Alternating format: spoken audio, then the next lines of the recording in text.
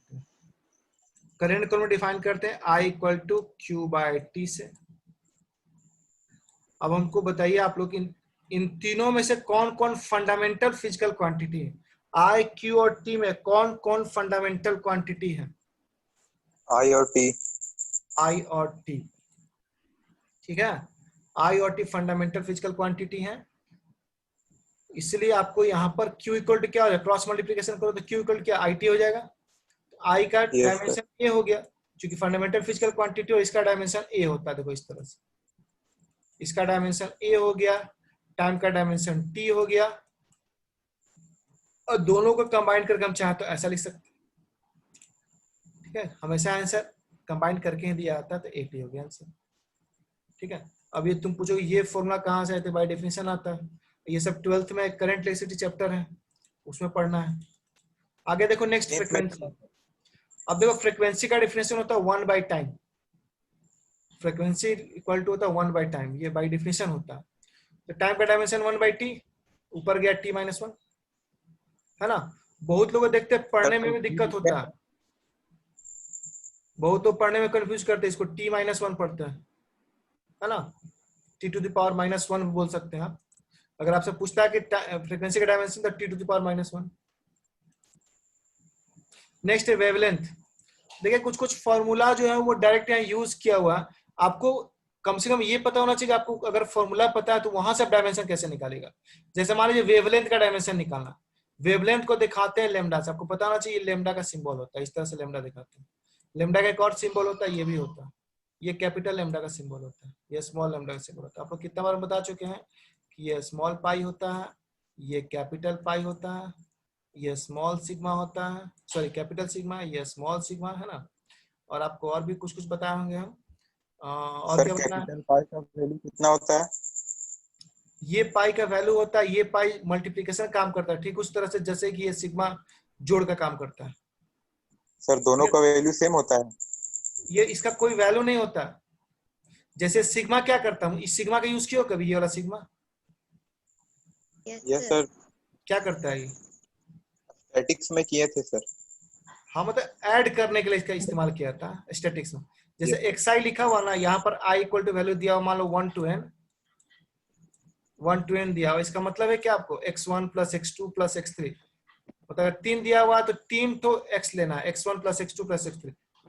आई के वैल्यू 1 से 3 तक जाना है, मतलब x1 लेना है, x2 लेना है, और क्या लेना है, x3 लेना है। उसके बाद ये जो बीच का ये सिंबल है ना, ये सिंबल कहता है कि सबको प्लस कर देना। और अगर हम यहाँ थोड़ा सा चेंज कर दें, यहाँ पर सिंबल को बस ये कर दे, ऐसा बदल दें, ये सटना नहीं चाहिए आपस में, फिर से वही i to 1 करें, तो यहाँ पर यही चीज क्या हो जाएगा, मल्टीप्लीकेशन। ये मल्टीप्लीकेशन काम करता है, इसका कोई वैल्यू नहीं होता है ना। तो ये बहुत तरह का सिंबल है, धीरे धीरे पता चलेगा। तो वेवलेंथ, अब देखिए एक फॉर्मूला होता है, वेलोसिटी इक्वल टू होता है फ्रीक्वेंसी। आप लोग वेव पढ़े होंगे 9th क्लास में, नहीं भी पढ़े होंगे तो अब तो हम लोग जब वेव पर आएंगे तो डिटेल चलेंगे, लेकिन फिलहाल direct formula, velocity equal to होता है फ्रीक्वेंसी इनटू वेवलेंथ। आप वेलोसिटी का डायमेंशन जान रहे, फ्रीक्वेंसी का डायमेंशन जान रहे, वेवलेंथ का निकाल सकते हैं। वेवलेंथ इक्वल टू क्या होगा, v by new, v by, इसको न्यू पढ़ते हैं, आपको पता है कि नहीं, ये होता है न्यू, इस तरह से लिखते हैं, और ये होता है म्यू, ठीक है। इसको पढ़ते हैं म्यू, इसको पढ़ते हैं न्यू, ये दो तरह का सिंबल है, ये हो गया न्यू, ये हो गया म्यू। m और u का कॉम्बिनेशन है, इसको देखिए तो लगता है थोड़ा सा m भी लगता है, u भी लगता है, ये म्यू है, ये न्यू है ना। न्यू से यहां हम फ्रीक्वेंसी दिखा रहे हैं। फिजिक्स के एक ही सिंबल से बहुत चीज दिखाते हैं। जैसे यही देख लो ना, ये है तुम्हारा ओम, सॉरी ओमेगा, ये स्मॉल ओमेगा, ये स्मॉल ओमेगा कहलाता है, कैपिटल ओमेगा कहलाता है। इससे रेजिस्टेंस का यूनिट ओम भी दिखाते हैं, और इससे सॉलिड एंगल में दिखाते हैं। अब देखो टॉ एक और सिंबल होता है, इससे हम लोग टाइम भी दिखाते हैं, इससे हम लोग एक फोर्स भी दिखाते हैं, इसका नाम टॉर्क है ना। तो बहुत तरह की चीजें हैं, तो जैसा जैसा हम लोग प्रोग्रेस करेंगे बहुत सारी चीजें आएंगी। लेकिन आप फॉर्मूला न्यू, न्यू मतलब फ्रीक्वेंसी, आप देख सकते हो ऊपर भी दिखाए थे इस चीज को। यहाँ देखिए फ्रीक्वेंसी, ये एक्चुअली घूमता नहीं है, ये यहाँ घुमा दिया है लोग थोड़ा सा, बहुत लोग स्टाइल बनाने के चक्कर में घुमा देता है, इसको घुमाना नहीं है, सिंपली इतना लाके छोड़ देना। जब आप इसको घुमा दिए, मैंने मेरे लिए मेरा फॉर्मूला है कि अगर आप इसको घुमा दिए तो इसको हम वेलोसिटी मानेंगे, आप ऐसे करके घुमाइए, चाहे आप इसको पूरा ऐसे लंबा खींच के घुमाइए, हम इसको वेलोसिटी ही मानेंगे। और फ्रिक्वेंसी में एकदम फ्लुएंटली इसको ऐसे लेके चल लेना, है ना। और गामा भी देखो इसी तरह बनता है, गामा में ये बाहर भागता है और न्यू में ये अंदर भागता है। ये गामा एक सिंबल है, ये भी गामा। गामा भी दो तरह का होता है। गामा कभी यूज किया, इस तरह का सिंबल कभी यूज किया जी? गामा नहीं यूज किया। सर नाम सुने लेकिन यूज नहीं किए कभी। अच्छा चलो, गामा देखे हो कि नहीं, ये सिंबल कहीं देखे हो कि और नहीं? बीटा गामा हाँ अल्फा देखे बीटा। हैं सर। चलो अल्फा बीटा हो गया, ये एक ईटा भी होता है ना, एन कोई लंबा खींचते हैं। गामा भी देखो दो यस तरह का सर, होता है, बीटा एक है। ये गामा यस होता सर, है। मैथ्स में किए हम। हाँ देखो, एक ये भी गामा होता है, ये गामा तो यूज नहीं किया होगा, तो सिंपली ऐसा करके ये ऐसा कर देते हैं, ये भी गामा। इसको कैपिटल गामा बोलते हैं, इसको हम लोग बीएससी के स्टूडेंट लोग को पढ़ाते हैं हम लोग, इस गामा का इस्तेमाल होता है। ठीक है, बहुत तरह का सिंबल आएगा धीरे धीरे। तो ये फ्रिक्वेंसी का हो गया। अब आप भी का डायमेंशन जा रहे हैं T-1, इसका T-1। तो अब देखो यहाँ पर ये T-1 T-1 सेम है, जब सेम है तो उड़ा दो दोनों को, है ना। जब दोनों उड़ गया तो खाली L बचा। Next solid angle. Solid angle क्या होता है देखिए, सॉलिड एंगल का फॉर्मूला होता है क्या, सॉलिड आपको याद होगा सॉलिड एंगल कैसे डिफाइन करते हैं। ये इस तरह का, ये झालमुड़ी टाइप का बनता है। यहाँ पर देखो ये सॉलिड एंगल, तो solid angle equal to formula होता है ये एरिया, ये जो एरिया दिख रहा है और जिस रेडियस पर ये घूम रहा है, ये पूरा घूमता है उस रेडियस पे, तो ये एरिया बटा रेडियस स्क्वायर, एरिया बटा रेडियस स्क्वायर। तो रेडियस एक लेंथ है तो एल स्क्वायर हो गया, और एरिया का आप ऑलरेडी पढ़ चुके, एल स्क्वायर होता है, तो एल स्क्वायर स्क्वायर खत्म, बचा कितना 1। तो यदि आपसे कोई पूछता है कि सॉलिड एंगल का डायमेंशन क्या होगा, you will say no dimension, या लिखना पड़ा तो 1 है इसका मतलब, डायमेंशन इसका मतलब कैसे लिखेगा, 1 है मतलब कैसे लिखेगा, m0 m0 l1 l0 रोटी t0। आपको बार बार समझा रहे कि MLT नहीं हमेशा लिखते हैं, जबकि 7 यहाँ 7 को भरना चाहिए, लेकिन 7 का हमको इस्तेमाल करना ही नहीं पड़ता।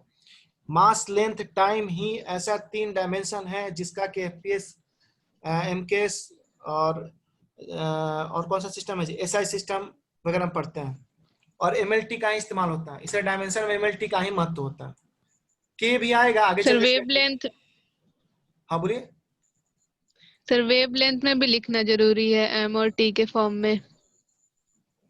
वेवलेंथ में तो आएगा ही का, वेवलेंथ में तो L होता है। मतलब सिर्फ l लिखेंगे तो चलेगा कि m0 t0 भी लिखना होगा? ना ना ना, अच्छा, बुक्स वगैरह में देखो क्या करता है ना, जहां M और L है ही नहीं उसमें ज्यादा झंझट करने की जरूरत नहीं है। M0 L0 T sorry L1 और T0 लिख देता है कहीं कहीं, लेकिन उसका जरूरत नहीं, ये काफी है। ठीक है, और आप यहाँ सीधे लिखेंगे 1 में लिख के सीधे लिखेंगे नो डायमेंशन। जब इसमें ना M है ना L है ना T है, सब कट गया तो नो डायमेंशन, इसका आंसर हो जाएगा नो डायमेंशन। सिंपल में आगे बढ़ जाएंगे। ठीक है, वैसे आप देख लीजिए आगे अगर बढ़ते हैं हम लोग, तो सॉलिड एंगल के बाद एक प्लेन एंगल है। प्लेन एंगल याद ही होगा आप लोगों को, क्या जी? क्या होता है, ये हो गया आर्क, आर्क का लेंथ मान लो L से दिखा रहे हैं, बाय फॉर्मूला होता है L by R, by definition होता है L by R, L by L, L cut गया, बचा कितना 1 बचा, कहानी खत्म है ना।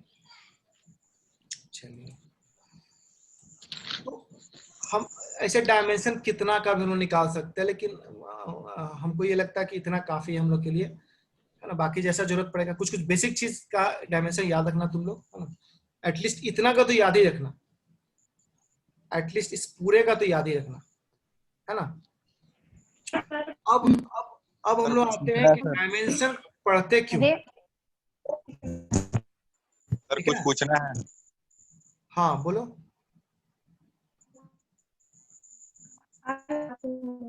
बोलो बोलो रितेश। सर और कोई फिजिकल क्वांटिटी का नाम बताइए सर। देखो फिजिकल क्वांटिटी अनलिमिटेड है, और कोई फिजिकल क्वांटिटी का नाम, और कोई फिजिकल सर जो डायमेंशन ले सकते। अरे बहुत होता है, सरफेस टेंशन होता है, सरफेस एनर्जी होता है, इलेक्ट्रिक एनर्जी, मैग्नेटिक फील्ड होता है, मैग्नेटिक फ्लक्स होता है, इलेक्ट्रिक फ्लक्स होता है, मतलब हजारों क्वांटिटी है, जितना पढ़ोगे उतना आएगा। है ना, कोई सर लिमिट नहीं। ऐसा भी फिजिकल क्वांटिटी है जो डायमेंशन है लेकिन यूनिट नहीं है। क्या चीज? सर ऐसा भी फिजिकल क्वांटिटी हाँ, है जिसका बहुत बहुत तरह डायमेंशन का। है पर देखिए, बहुत सारा फिजिकल क्वांटिटी आएगा जिसका कि डायमेंशन यूनिट होगा। बहुत सारा फिजिकल क्वांटिटी ऐसा आएगा जिसका कि डायमेंशन सेम होगा, आवाज बढ़ाइए आवाज।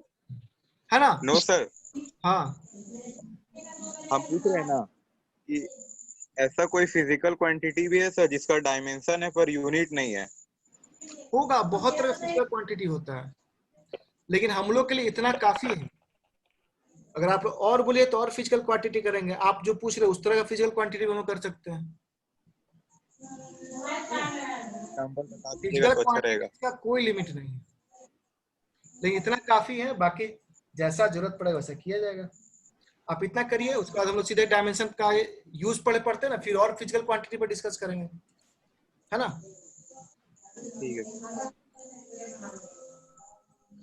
देखिए, uses of dimensional analysis. Dimensional analysis हम लोग पढ़ते क्यों हैं? आखिर डायमेंशनल एनालिसिस पढ़ने का हम लोग रीजन क्या है? देखिए, डायमेंशनल एनालिसिस पढ़ने का 3 फायदा। एक तो हम लोग जनरल जो पढ़ते आ रहे हैं कि डायमेंशनल एनालिसिस पढ़ने से क्या होता है, कितना फंडामेंटल क्वांटिटी का रोल है डिराइव्ड, वो पता चल जाता है। ठीक है? उसके बाद इसका 3, पहला देखिए तीनों जगह पर पढ़ लेते हैं, तो हम लोग एक करके डिटेल चलेंगे। पहला, it is used to check the correctness of given relation. अगर कोई आपके पास फॉर्मूला दिया हुआ है, वो सही है कि नहीं, आप इससे पता लगा सकते हैं। जैसे मान लो हम एक फॉर्मूला लिखते हैं, B equal to MB square by R।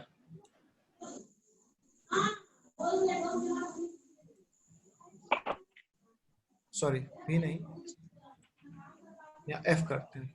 Wait a minute.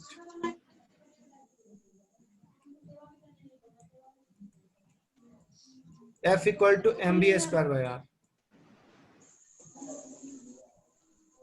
Sir F क्या है सर? आए, एफ फोर्स है, तो ये फॉर्मूला सही फोर्स है। का मान। ठीक है, तो इस फॉर्मूले को भी आप पता कर सकते हैं सही है कि नहीं। हम तो लिख दिए, आपको नहीं पता, कोई फॉर्मूला पढ़े भी नहीं आप, लेकिन अगर आप डायमेंशन जान रहे हैं तब बता सकते हैं ये फॉर्मूला सही है कि नहीं। ठीक है, तो आप क्या कर सकते हैं, डायमेंशन एनालिसिस से ये जान सकते हैं कोई फॉर्मूला सही है कि नहीं। ठीक है, अच्छा एक काम करते हैं, सुनिए, आप लोग को एक क्वेश्चन देते हैं, इसका जल्दी से हमको आंसर बताइए आप लोग। क्वेश्चन है कि F इक्वल टू, आप लोग डायमेंशन बताइए, एक फॉर्मूला लिख रहे हैं। F इक्वल टू होता है K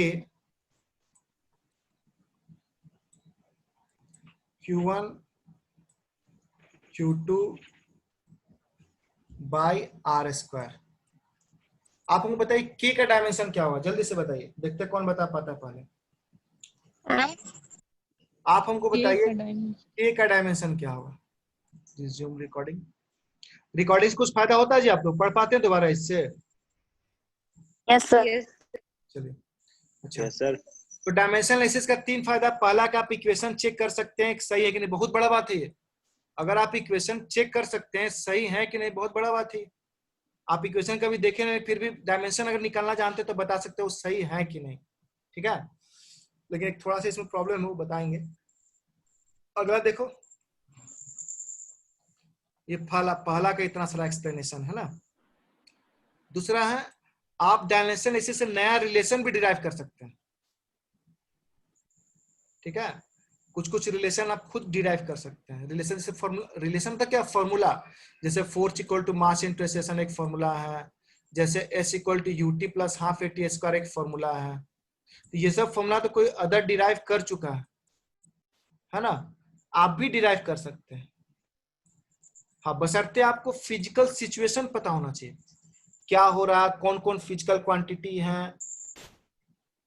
ठीक है, जैसे मान लो रस्सी में बांध के हम एक पत्थर को घुमा रहे हैं, तो कौन कौन फिजिकल क्वांटिटी काम कर रहा है, रस्सी का टेंशन काम कर रहा, रस्सी का लेंथ काम कर रहा, एक फोर्स काम कर रहा, तो उन सब के बीच का रिलेशन आप निकाल सकते हैं। ठीक है, तो कुछ कुछ फिजिकल क्वांटिटी के बीच का रिलेशन आप खुद डिराइव कर सकते हैं, अगर आप डायमेंशन एनालिसिस जानते हैं तो। ठीक है, और तीसरा जो है, आप यूनिट चेंज कर सकते हैं। जैसे मान लो हम लिखे हुए हैं 5 केजी मीटर पर सेकंड स्क्वायर। बताएगा कौन, ये किसका यूनिट है केजी मीटर पर सेकंड स्क्वायर? कोई बताओ, केजी मीटर पर सेकंड स्क्वायर किसका यूनिट है? बताओ जी, केजी मीटर पर सेकंड स्क्वायर किसका यूनिट है? रितेश।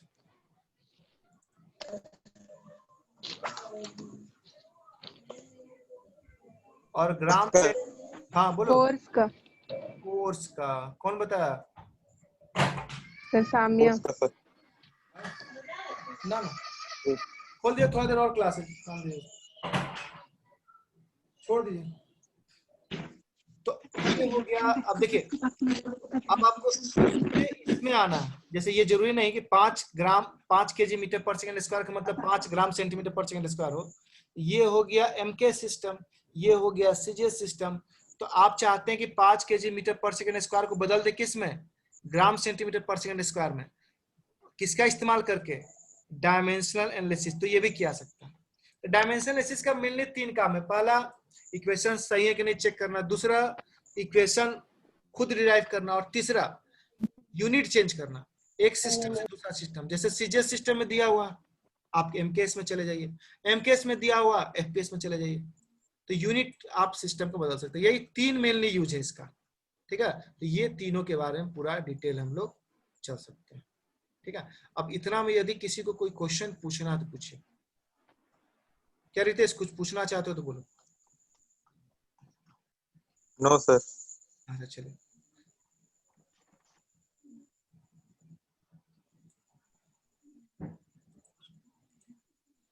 देखिए, ये जो बात हम लिखे हैं इसका थोड़ा सा बता दें आप लोग को। अच्छा, इसको यहीं पर आज छोड़ते, क्योंकि इसके आगे फिर होगा क्या ना,